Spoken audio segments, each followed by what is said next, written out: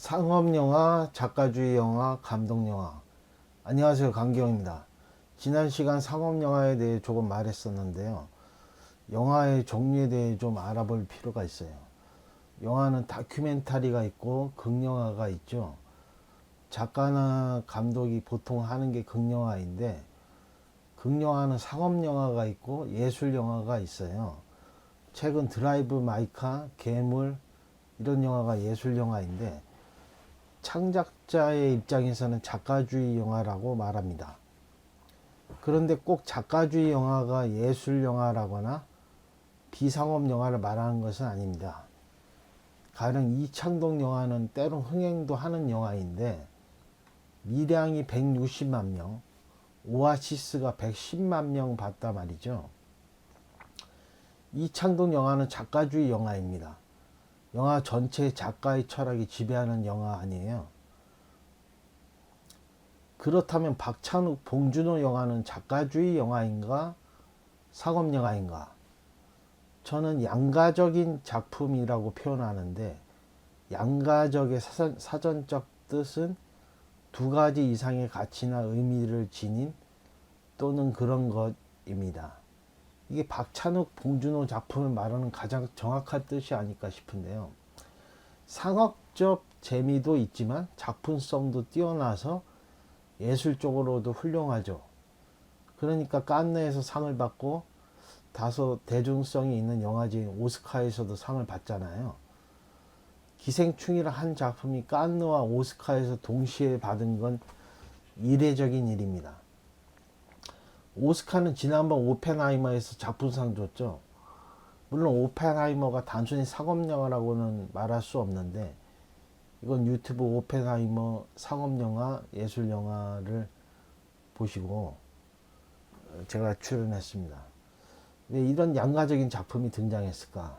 이게 세계적으로도 유례를 찾아볼 수 없는 유형의 작품입니다. 박찬욱, 봉준호 영화가. 결국은 우리나라 영화 산업에서 이유를 찾아야 해요. 세계적으로 상업영화와 예술영화는 명확하게 그 성격이 구분되어 있어요.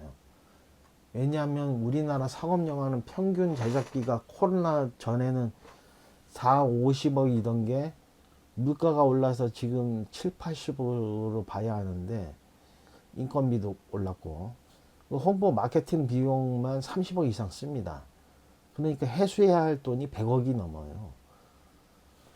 그런데 예술하고 있으면 관객이 많이 보겠어요?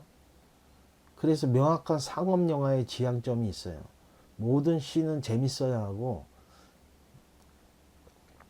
모니터링을 하면 거의 모든 사람이 재밌다고 느껴야 해요. 그래야 통과됩니다. 작가주의는 안 됩니다. 그래야 제작에 들어가요.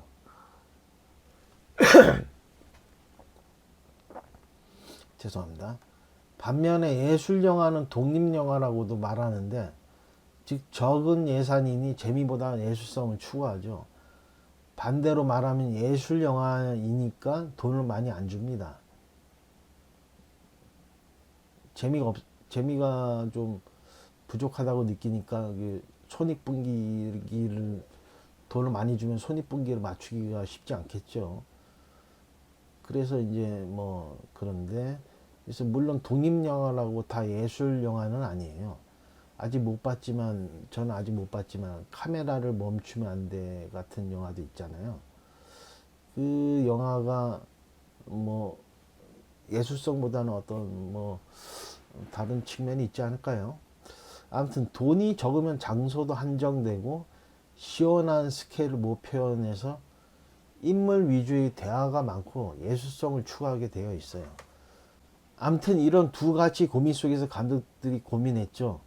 손해를 안 보는 영화를 만들면서, 즉 투자자가 관심을 보이는 투자받을 수 있는 영화지만 내 예술성 또한 성취할 수 있는 작품이 가능할까? 박찬욱, 봉준호라는 고학력의 엘리트들이 나오며 이 두 가지 고민을 한 영화에 담는 영화가 나오기 시작하는 겁니다. 그것이 올드보이 살인의 추억입니다.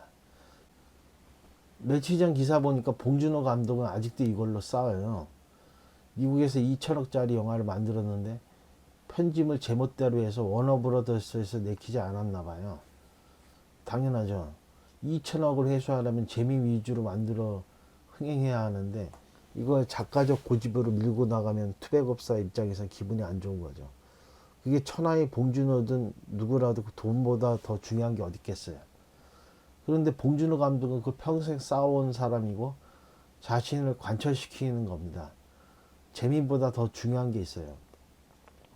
설사 돈을 좀 덜 벌더라도 봉준호 입장에선 이제 봉준호도 한물 갔네 소리는 들으면 안 되는 겁니다.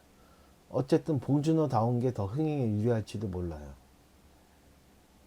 아무튼 미국은 철저하게 프로듀서 중심의 영화를 만듭니다.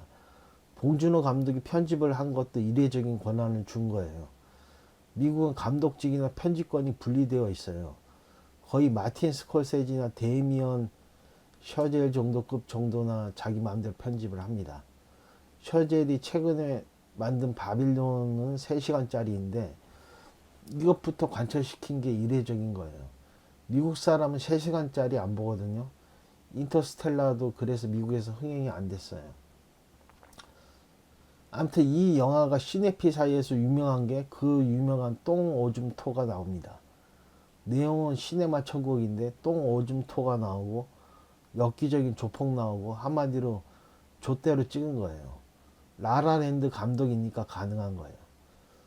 이렇듯 감독 영화라는 게 있고 오늘날 감독 영화는 양가적 작품을 한다. 반면에 일반 상업 영화는 프로듀서 중심의 프로듀서 영화다. 우리나라 대부분의 영화들이 프로듀서 중심의 기획 영화를 만든다고 이해하시면 됩니다. 기획 영화에 대해서는 지난 시간에 말을 했었죠. 한번 구독해 보세요. 제 영상은 내용이 다 연결되어 있어요. 그러니까 박찬욱, 봉준호가 상업성과 작품성의 두 마리의 토끼를 쫓는 영화에 성공했고 그 길을 개척했지만 그들이 걸어가며 지워졌다. 현재 그 후 감독들은 그런 욕망도 없고 제도권에서 용납이 안 된다. 보통 수직계열화라고 하는데 자본으로 영화계의 지배구조가 있고 그 시스템은 프로듀서 중심의 기획영화를 만드는 시스템이라고 이해하시면 됩니다. 그래서 감독영화를 보기 힘들어요. 여러분이 좋은 감독 작품은 많이 극장에서 봐주시고 아껴주셔야 제2의 박찬욱, 봉준호가 나올 수 있습니다. 여기까지고요. 구독과 좋아요는 계속 해나갈 힘이 됩니다. 감사합니다.